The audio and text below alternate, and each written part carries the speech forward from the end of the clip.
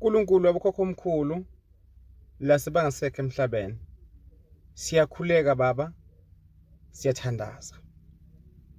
Asibakhonzi abangasekho emhlabeni, kodwa siyabakhumbula.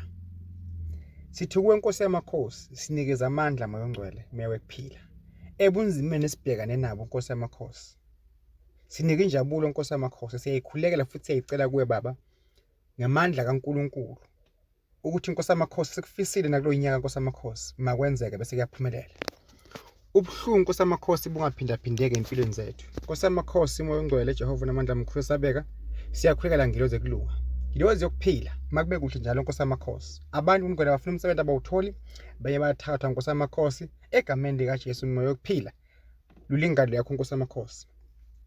Ingane esikoleni moya ongcwele zivaleke ingqondo ikhona ukufunda. Lisho ngamadimoni, satanism. Banye balala bangakadli, banye basemajele basho into abangazazi.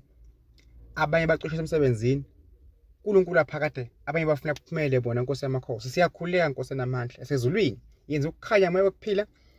Yenza ukukhanya Jehova.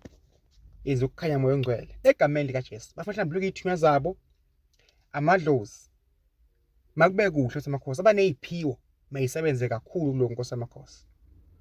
Isiphiwo osipha umuntu Nkosi yamakhosi masathathwa ngumuntu moya ongcwele.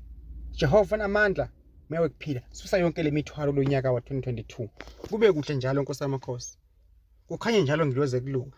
Ngiloze enamandla. Umuntu nomuntu Nkosi yamakhosi makezwe izwi lakho. Alele unembeza wakhe. Enze okuhle emhlabeni bese uyaphumelela. Angavala